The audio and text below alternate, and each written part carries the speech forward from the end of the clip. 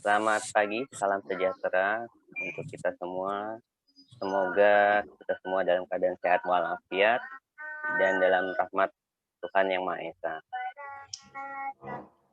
Sebelum acara kita mulai, izinkanlah kami selaku pembawa acara membacakan susunan kegiatan untuk webinar hari ini. Yang pertama adalah pembukaan, kemudian dilanjutkan dengan menyanyikan lagu Indonesia Raya. Yang ketiga, sambutan yang nanti akan disampaikan oleh Dekan Fakultas Ekonomi Universitas Mercu Buana.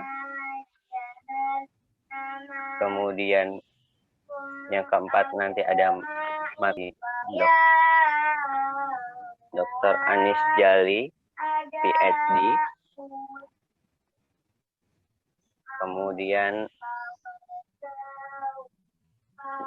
yang kelima adalah materi dari Dr. Hatno Finsa.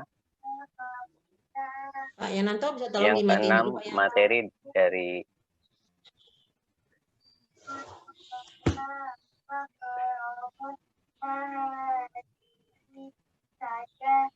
live Pak. Dokter Ali sudah masuk, Pak Yananto. Ya, yang keenam materi dari Dr. Ahmad Dawi, dan yang ketujuh materi dari Dr. Turida Minto, Dr. Kalina.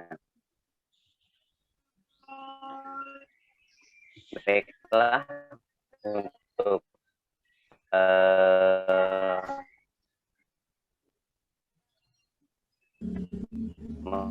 mute.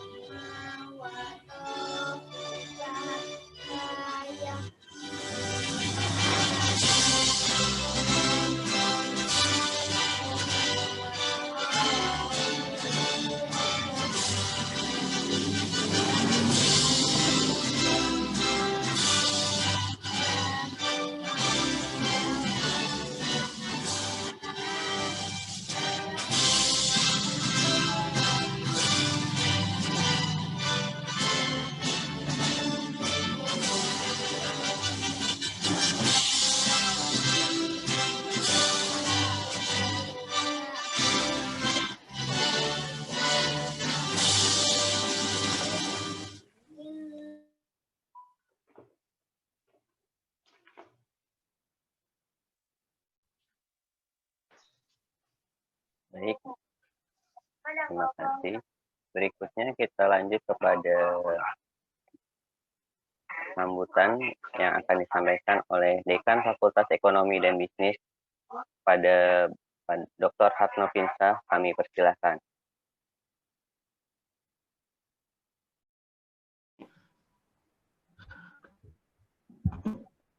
Assalamualaikum warahmatullahi wabarakatuh.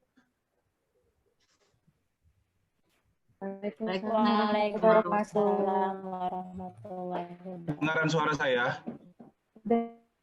Kedengeran, Pak. Dengar ya? Oke.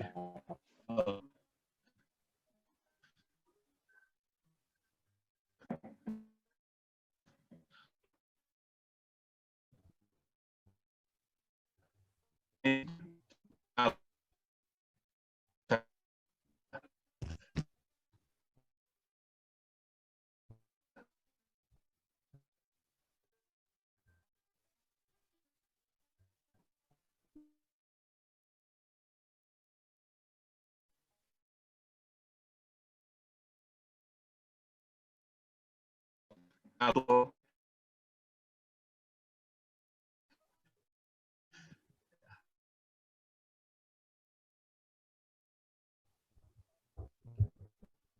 Kemudian selaku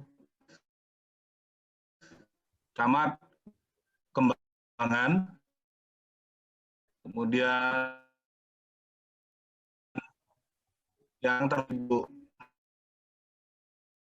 Hajah Rusmini, Ibu Reng, Bapak Zainuddin, yang punya bagian, Ibu, dan para peserta sekalian semuanya yang dirahmatin Allah Subhanahu wa Ta'ala.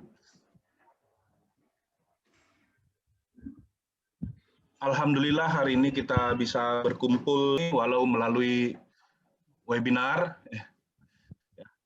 tidak bertemu secara langsung, tapi setidaknya ini merupakan sebuah hajatan yang besar, ya, di mana kami sebagai bagian dari perguruan tinggi, dalam hal ini adalah Universitas Mercu Buana, ya, sesuai dengan perannya terkait dengan Tridharma perguruan tinggi, ya, yang salah satunya adalah pengabdian masyarakat yang ditunjukkan dari beberapa dosen kita, dan kita juga punya kewajiban, atas kondisi perekonomian dan lingkungan yang berada di sekitar kampus kami. Nah, saat ini kita berada pada era yang sangat volatility, kondisinya up and down, ya, karena pandemi COVID. Kemudian ada ketidakpastian yang begitu besar, ya. Kemudian complexity, karena sekarang kita masuk dalam era disruption teknologi, sangat kompleks. Kemudian juga ada ambiguity, ya, yang membuat sesuatu itu dalam pengambilan keputusan sering sekali kita ragu-ragu menjadi bias. Karena apa? Ya, karena perubahan yang begitu cepat, apalagi dalam era pandemi ini. Apa yang saya sebut tadi itu yang sering disebut sebagai VUCA. Kita sebagai manusia memang harus cepat sekali mengambil keputusan, ya, untuk cepat berubah melihat kondisi seperti ini. Keputusan yang kita ambil yang mungkin sudah kita rencanakan mungkin saja tidak tepat lagi. Karena eranya cepat sekali berubah. Nah, termasuk pada saat ini. Apalagi ini di era milenial, generasi Z, generasi yang lahir tahun 80-an. Generasi ini yang sekarang sedang berkuasa di era zaman sekarang. Generasi yang melek teknologi dan sebagainya. Ya, jadi artinya kalau generasi ini tidak siap, ya, kita-kita yang mungkin bukan dalam era generasi ini hanya bisa tercengang melihat perubahan-perubahan yang begitu terjadi. Nah, termasuklah dalam hal ini perubahan-perubahan, ya, proses bisnis. Ya, sekarang Bapak Ibu sudah bisa lihat, mungkin sudah ngerti yang namanya Tokopedia, Lazada, ya, Shopee, ya. Kalau di dunia dari Cina itu China, Alibaba, ya, terkenal Jack Ma-nya. Ya, nah sekarang eranya seperti itulah, marketplace. Ya, kita tidak perlu lagi datang ke mall, kita bisa memesan melalui online. Ada juga kita orang yang memanfaatkan media sosial untuk melakukan perdagangan. Ya, melalui Instagram, melalui Facebook, melalui Twitter, dan sebagainya. Itulah eranya. Apa dampak era ini? Ya, dampak era ini bisa menekan harga dari sebuah produk. Selama ini kita pergi ke mall, maka harga jual itu dilekatkanlah harga sewa mall oleh pengusaha, ya, sehingga harganya begitu tinggi naik dan sebagainya. Nah, dari dalam era sekarang melalui marketplace kita bisa memesan dengan hanya menggunakan handphone, kita bisa memesan barang dan barang sampai ke rumah dan harganya jauh lebih murah. Karena ada beberapa hal yang dipotong di situ, supply chain-nya terpotong. Nah, supply chain harus distribusi barang terpotong. Nah, kondisi seperti ini, pandemi COVID ini, ya harusnya kita harus siap bergeser kepada era ini. Kenapa? Karena sekarang tadi Pak Camat sudah mengatakan pandemi ini sangat dampaknya begitu sangat besar. Indonesia sekarang sudah 1 juta. Indonesia sudah 1 juta. Saya juga kadang-kadang terheran-heran di Indonesia. Ya, saya bukan berarti menginikan COVID.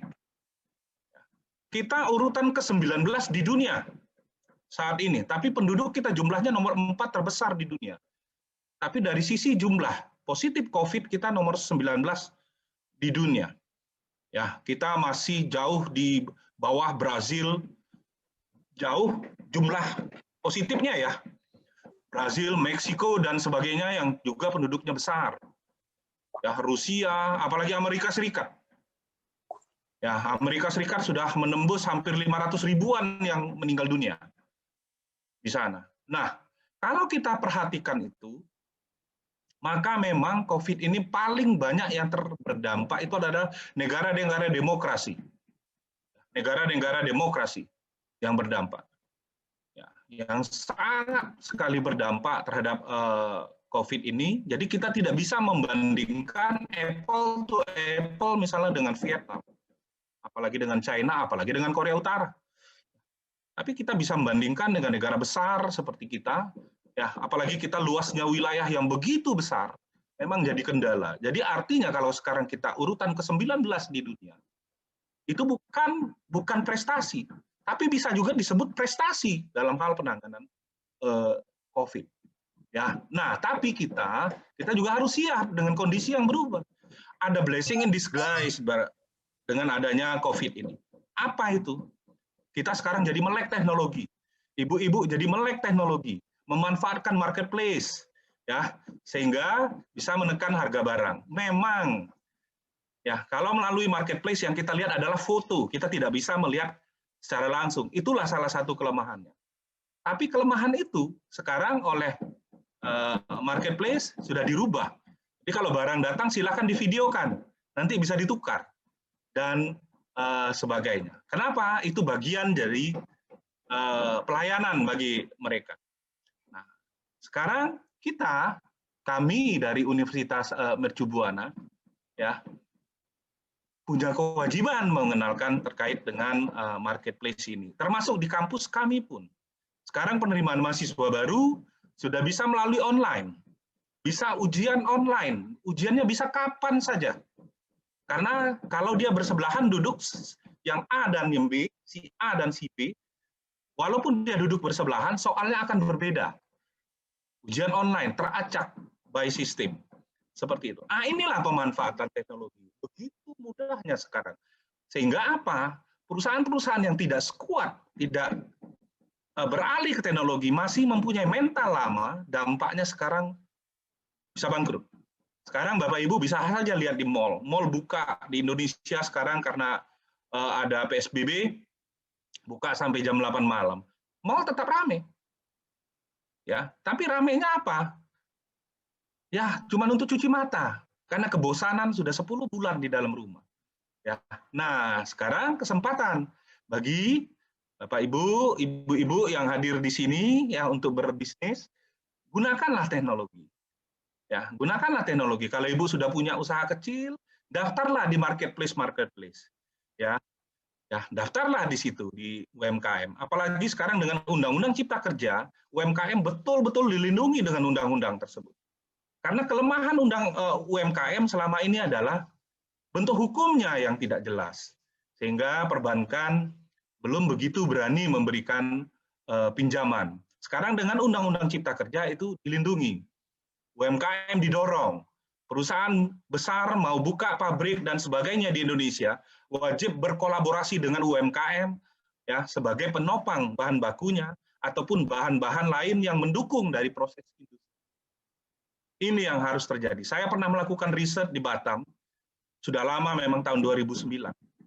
Ya, 2009. Di sana ada perusahaan elektronik di Batam yang dikuasai oleh Singapura dan Jepang. Pemiliknya adalah Singapura dan Jepang. Maka UMKM kita indeksnya hanya tidak sampai 16%, 10-16%. Baut saja itu masih diimpor oleh industri elektronik tersebut. Kenapa? Karena kualitas dari produk UMKM kita lemah. Nah, disitulah peran dari perguruan tinggi, Pentahelix, ya, perguruan tinggi, industri, ya, pemerintah, dan masyarakat sebagai society supaya untuk meningkatkan itu. Nah, saat ini kita dari Universitas Mercu Buana ya mempunyai tanggung jawab untuk itu. Ya, meningkatkan taraf hidup dari masyarakat sekitar kita.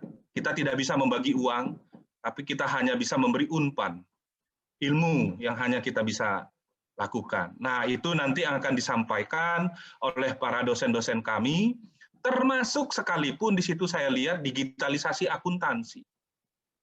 Ya, artinya apa? Pemanfaatkan akuntansi dengan menggunakan teknologi. Menggunakan teknologi, ya mungkin teknologi yang sederhana, bisa kita memanfaatkan menggunakan Excel, bisa accurate dan sebagainya. Ya, nah, itu nanti atau membuat sistem yang sangat sederhana. Itu nanti akan diimplementasikan oleh para dosen saya, dosen Fakultas Ekonomi dan Bisnis. Semoga ya nanti Bapak Ibu tetap semangat mengikuti pelatihan ini sehingga memberikan value added bagi Bapak Ibu. Percuma Bapak Ibu ikut sekarang kalau setelah ikut ini Bapak Ibu tidak melakukan implementasi terhadap itu. Silakan implementasikan. Kalau bingung silakan panggil kami. Ya, sehingga insya Allah dosen-dosen kami akan siap membantu. Sesuatu pelatihan seperti ini, ya, semoga nanti Bu Inge sudah menyiapkan juga kuesioner, sehingga ada dampak dari Bapak Ibu sebelum mengikuti pelatihan ini, dan setelah mengikuti pelatihan ini, sehingga ada delta di sana. Ada beda di sana. Beda itulah yang kita harapkan. Ya, beda itulah adalah value added, nilai tambah bagi Bapak Ibu yang mudah-mudahan itu diterapkan. Kalau tidak ada nilai tambah dari pelatihan ini tidak berguna. Ya, Bapak Ibu harus siap sekarang dengan pandemi ini ya semua terganggu, terutama industri-industri yang sangat berdampak, industri kecil bagi industri-industri kecil yang pemiliknya mempunyai inovasi dan kreatif, mereka langsung menggeser bisnisnya. Mungkin bisnis masker, mungkin bisnis membuat hand sanitizer, dan sebagainya. Ya, nah ini yang kita harapkan ke Bapak Ibu, apapun bisnis Bapak Ibu, nanti ya kami siap membantu dari sisi proses ya pertanggungjawabannya. Dalam hal apa ini? Nah, proses akuntansinya dari pencatatan sampai pelaporan keuangannya, sampai laporan keuangan. Kita bantu melalui sebuah proses ya namanya nanti akuntansi digital yang akan disampaikan nanti oleh dosen-dosen dari Universitas Mercu Buana. Mungkin itu saja bagi saya. Selamat berpelatihan. Semoga ini memberikan nilai tambah seperti yang saya katakan tadi. Assalamualaikum. Saya mohon maaf kalau ada kata-kata yang salah, ya. Pada Allah saya mohon ampun. Assalamualaikum warahmatullahi wabarakatuh. Berikutnya adalah pemaparan dari Pak Luki, Pak Kardinal ya, diwakili oleh Pak Luki Nugroho. Silakan Pak Luki. Mohon izin untuk dimulai ya Bu Nurul ya Bapak Ibu ya. Silakan Pak Luki.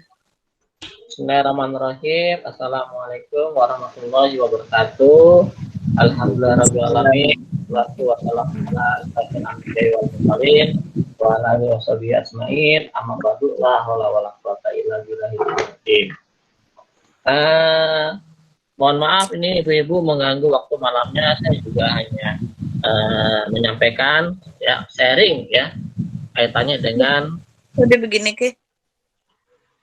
dengan bagaimana mengelola keuangan ya. Nah, ini ya ibu-ibu tahu nggak ini semua ini namanya apa gitu ya? Kalau ini kan uangnya uang apa? Uang dolar Amerika gitu ya. Nah, tentu ibu-ibu belum pernah megang uang ini, saya juga nggak pernah gitu kan. Nah, pada intinya apa yang akan saya sharing pada malam ini, apa yang akan saya bagikan ke ibu malam ini adalah bagaimana pentingnya untuk mengelola ya keuangan usaha ibu-ibu ya. Saya mau tanya dulu sebelumnya ibu-ibu ya. Di sini ada 15 ya pengusaha perempuan. Ini saya lihat pengusaha wanita semua ya. Iya. Yang Laki-lakinya nggak ikut kali Pak. Nah, ini bagus ini. Wanita tangguh semua. Ada. Ini bagus ya. Yang saya tahu sih ya, Menteri Keuangan kita itu juga perempuan, Sri Mulyani. Makanya ibu-ibu ini Menteri Keuangan. Ya. Betul. Karena ibu-ibu ini yang mengatur semua cash flow itu aliran uang ya di rumah tangga. Ya. Kalau uangnya bapak boleh punya ibu, tapi kalau uangnya ibu tidak boleh punya bapak. Betul Itu ya. Makanya saya kalau minta sama ibu susah keluarnya sama istri saya, gitu ya. Nah, tapi kalau saya punya uang pasti diminta gitu kan, susah juga. Saya dirayu ya Pak. Iya, gitu. Nah, makanya ya yang pinter-pinter mengelola uang, mengatur uang, ya, yang biar bisa rumah tangga itu sejahtera seyogyanya, sebenarnya itu adalah pihak wanita ataupun istri dalam hal ini. Nah, apalagi ibu-ibu di sini adalah rumah tangga tadi ibu Nurul bilang ini wanita tangguh, gitu ya. Nah, sehingga apa? Sehingga saya rasa ibu-ibu di sini sudah betul-betul dalam artian apa? Bisa melakukan penghematan, bisa melakukan menambah ya pendapatan dari rumah tangga. Jadi itu sangat luar biasa. Nah, tentunya ya selama ini dalam melakukan usaha, berbisnis, transaksi dagang dan sebagainya, ya tentunya ibu-ibu di sini itu mendapatkan uang, mendapatkan pendapatan, ya. Pagi, misalnya kalau dagang ya, dagang biasa ya, dagang sayur lah. Pagi punya modal, belanja sayuran, misalnya siangnya dijual, sorenya mendapatkan pendapatan, ya. Terus belanja lagi besoknya, diputar lagi, belanja apa dagangannya diputar lagi, terus dapat uang lagi. Nah, ini sebenarnya ya pemasukan dan pengeluaran ibu-ibu itu sebenarnya sudah punya, ya. Belinya berapa jadi pengeluaran, dapatnya berapa jadi pendapatan. Ya. Namun demikian, ya itu kan, oh saya pengeluarannya sekian, pendapatannya sekian, saya dapatnya uangnya 1.000, kemarin pagi tadi belanja 500, berarti saya dapat berapa 500. Nah itu belum tentu, ya. Dikarenakan apa? Ya.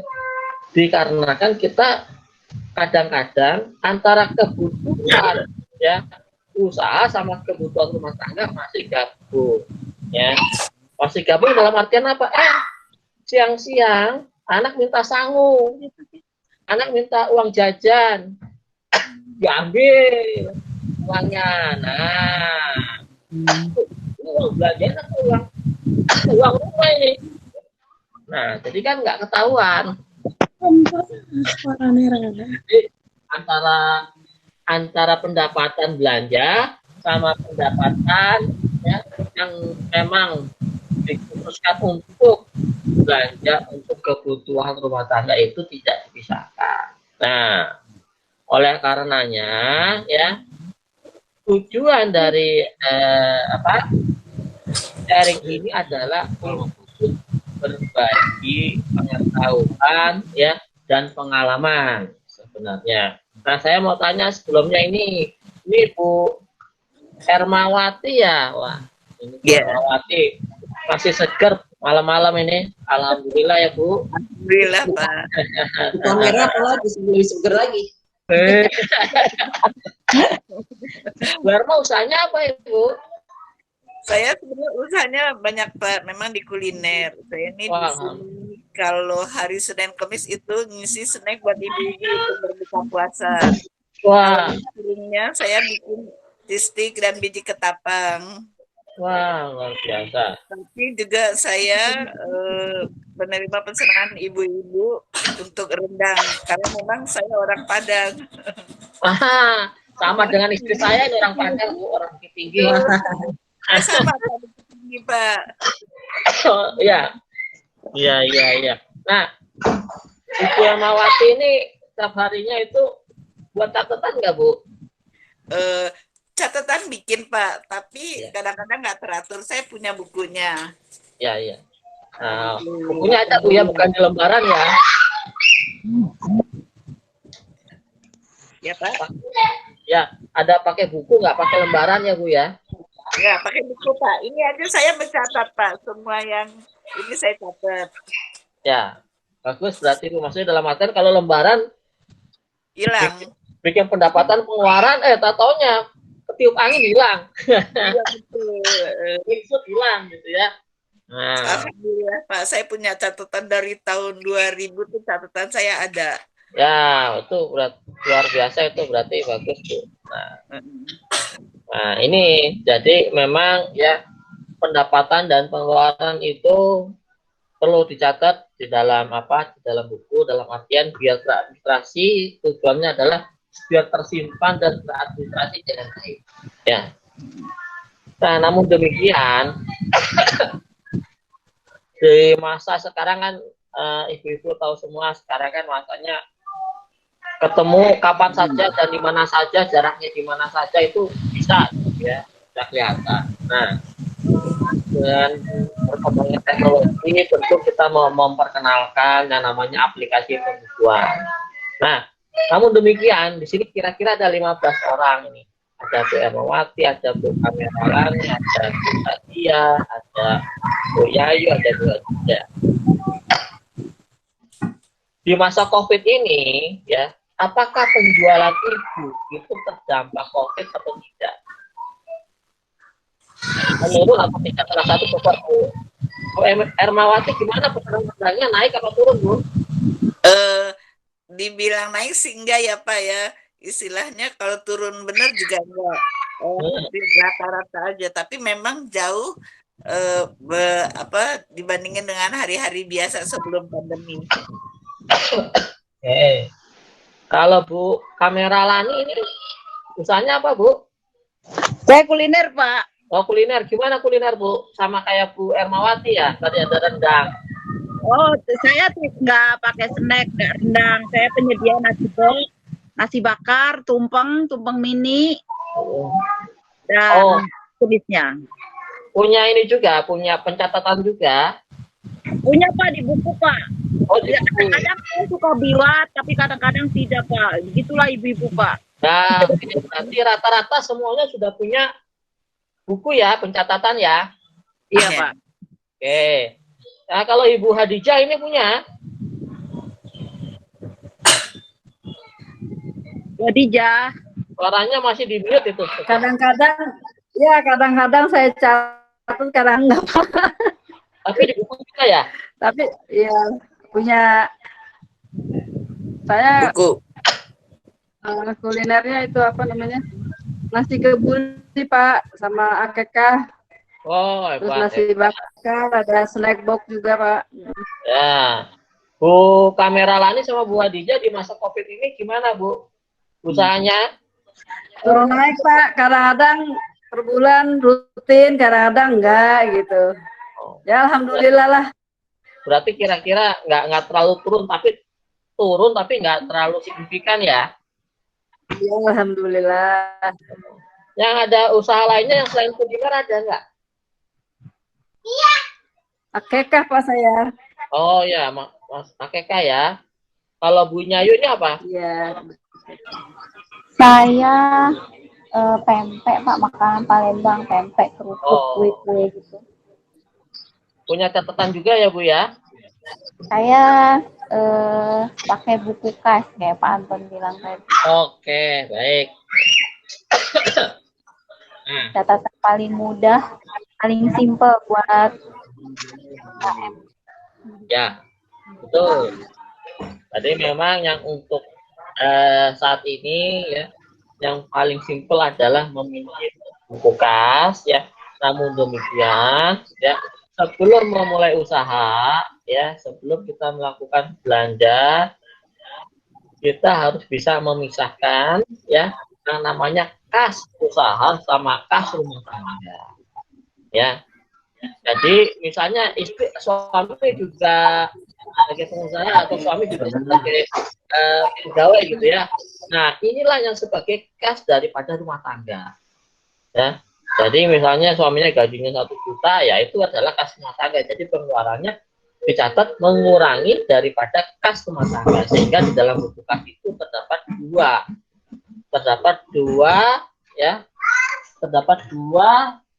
buku kas ya, antara buku untuk rumah tangga sama buku kas usaha. Nah, selanjutnya ya, tadi saya ingin memperkenalkan yang namanya aplikasi ya. Aplikasi apa? Aplikasi untuk pencatatan daripada usaha ya. Nah, saya mulai lagi di sini ya. Nah, ini semuanya pasti sudah punya handphone, orang sudah bisa pakai ini untuk apa? Untuk Zoom, untuk ini sudah punya semua kan tentunya kan. Nah, sudah punya semua, tentunya sudah punya yang namanya aplikasi ataupun yang namanya Android handphone. Nah, ini saya share lagi bahan presentasi saya ya.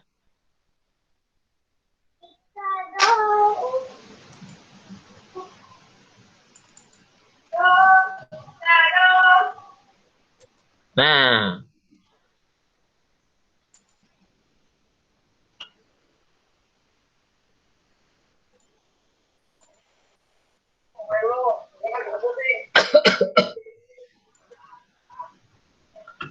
jadi sebenarnya ya, yang namanya usaha kecil ataupun usaha mikro ataupun usaha seperti ibu-ibu ini punya kuliner, mungkin juga punya warung kecil atau warung kelontong ya, itu cukup ya bisa mencatat yang namanya cash flow saja atau yang namanya aliran uang masuk dan aliran keluar ya.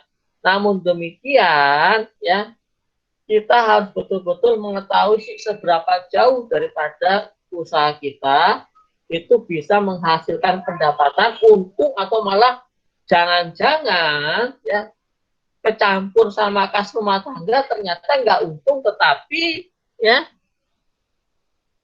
kecampur atau memakan daripada pendapatan atau kas dari rumah tangga. Nah, ini perlu perlu betul-betul dihitung ya, sehingga yang namanya modal untuk usaha lagi itu tidak habis, sehingga bisa untuk membeli ataupun menjual barang dagangan lagi atau membeli bahan-bahan baku untuk diolah kembali. Itu kira-kira yang bisa saya sampaikan ya. Nah, cuman di sini terakhir ya, yang saya pahami tadi keluhan daripada ibu-ibu semuanya, ibu-ibu pengusaha di sini ya, itu adalah bagaimana mendisiplinkan yang namanya mencatat. Memang mudah, tetapi kalau mencatatnya itu tidak langsung dicatat, satu, kelemahannya itu lupa. Kedua, ya, selain lupa, pastinya nanti sudah ditumpuk-tumpuk sehingga menjadi lebih berat lagi. ya, memerlukan usaha yang apa? Yang lebih besar atau lebih banyak lagi. Nah, itu sih yang bahkan kalau saran saya ya, setidaknya ibu di dalam mengelola keuangannya itu memisahkan amplop. Buat amplop, ini buat rumah tangga saya, ini buat namanya usaha saya. Pagi-pagi beli yang namanya daging, beli yang namanya nasi, ambil dari amplop yang bisnis, ambil. Nah, nanti jualan, dapat uangnya dimasukin amplop sini. Nah, nanti paginya besok buat belanja lagi. Sisanya berapa? Oh, ini berarti keuntungan saya kemarin. Kira-kira seperti itu. Ya. Demikian yang bisa saya sampaikan pada kesempatan malam ini. Terima kasih ibu-ibu semuanya ya telah senantiasa mengikuti ya sharing session ini ataupun berbagi pengetahuan, semoga dapat bermanfaat buat ibu-ibu rumah tangga sekalian dan ibu-ibu pengusaha yang dirahmati Allah Subhanahu wa taala.